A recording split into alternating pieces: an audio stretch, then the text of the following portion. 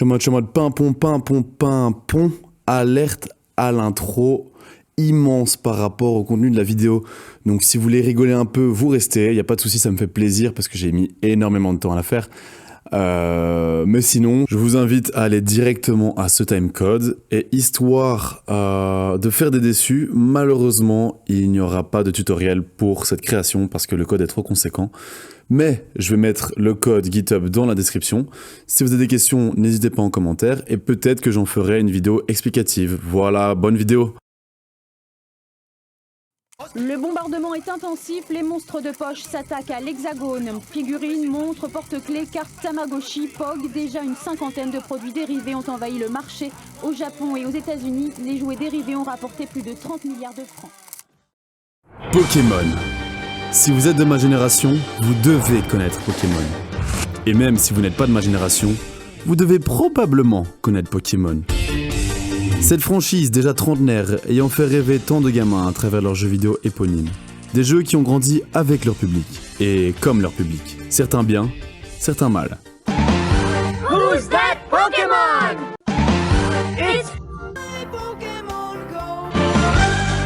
Une devise simple et efficace qu'on avait tous à la bouche. Carglass répare, Carglass remplace. Non, attrapez-les tous, attrapez-les tous. Dans la cour de récré, dans ma cour de récré, les jeux les plus cotés étaient Pokémon Ruby et Pokémon Saphir. En même temps, t'as vu la dégaine des types? D'un côté, Groudon, à part le fait qu'on dirait Goudron, ce gars en a dans le fut, mon pote. Du haut de ses 950 kg et de ses 3 mètres de long, le bouc peut déplacer des continents. En mode, yo les Amerlocs, ça va? Moi ça va, allez ça dégage, hop.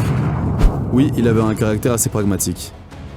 À ses côtés, ou plutôt sur la rive adverse, nous avons le héros de Pokémon Saphir, Kyogre, qui gagne déjà un point car je ne trouve pas de vanne sur son prénom. Cette baleine de 352 kg et de 4,5 mètres de long nous mettrait tous à l'amende au développé couché avec ses immenses nageoires pectorales. Il lui suffit de faire une bombe dans l'Atlantique pour engloutir le monde entier sous les eaux. Mais, insouciants, irréfléchis que nous étions, comment avons-nous pu idolâtrer si longtemps deux bestioles, deux fourmis capricieuses en comparaison du géant? Le destructeur de météorites, le seigneur des dragons.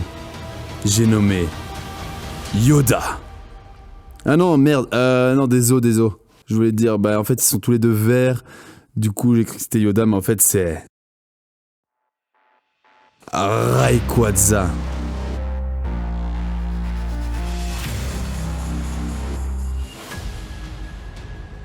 Un dragon vénère et transpirant à grosses gouttes de flex. Sûrement capable d'exploser Nietzsche dans un débat sur la question du bien et du mal, tout en mettant un petit point à Kylian Mbappé.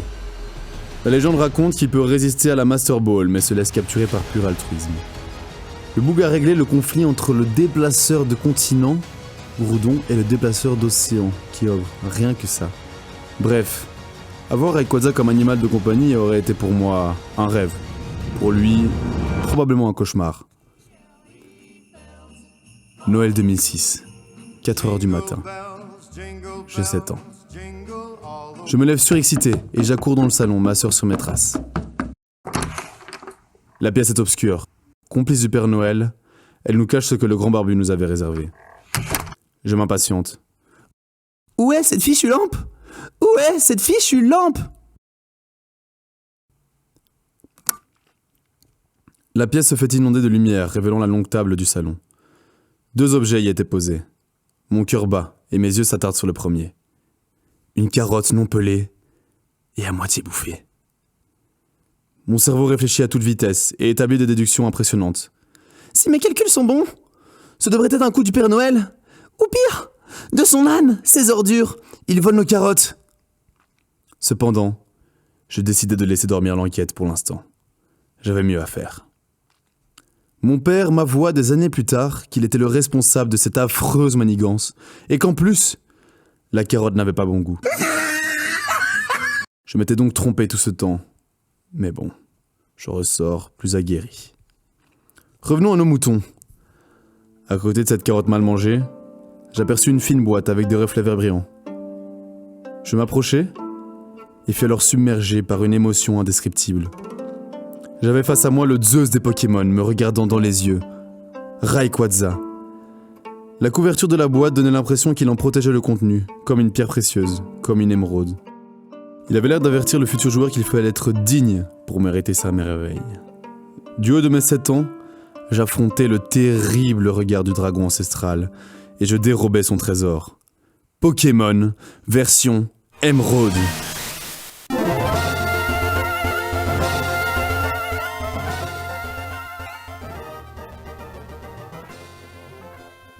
Je ne l'ai plus jamais lâché depuis. Le chérissant encore plus que Bella dans Twilight, que mon poisson rouge, Jean-Jean, et que le délicieux chili con carne de ma maman. Réveil matinaux et coucher tardif étaient de mise pour réussir à combiner ma nouvelle activité professionnelle dans le dressage de Pokémon et mon activité secondaire, appelée école. Des années plus tard, aguerri à l'informatique et au langage Python, j'étais maintenant prêt à replonger dans le monde d'Arco, de Poussifeu, de Gobu, de Léviator, de Junko, de Brasigali et de Lagron. Armé de mon PC et de mes connaissances durement acquises, j'ai recréé, mesdames et messieurs, le premier village de Pokémon Émeraude. J'ai nommé Bourg-en-Vol. Et voilà le résultat!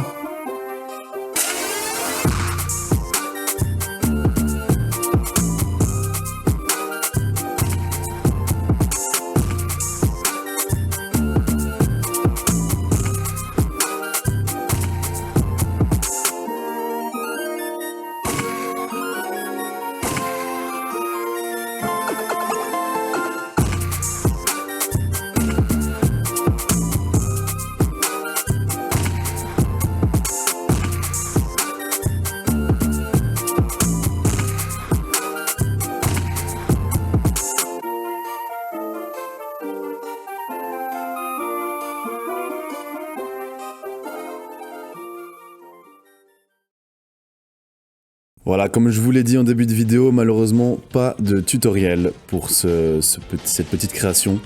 C'est pas un manque de motivation ou d'envie, pas du tout, mais plutôt un manque de temps. Je préfère prioriser d'autres vidéos avec des tutoriels peut-être plus courts, parce que ici j'ai quand même 500 lignes de code.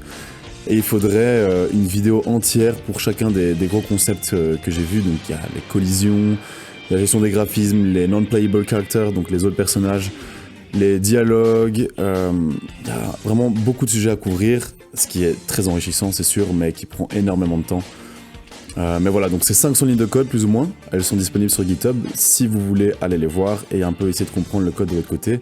Et pourquoi pas le refaire chez vous, ça peut être une super expérience. Mais voilà, moi je préfère mettre mon énergie à faire peut-être d'autres jeux, d'autres choses qui seront peut-être plus courtes et plus enrichissantes pour vous. En tout cas, vous pouvez être sûr que du lourd arrive encore et encore. Voilà, ciao les gars.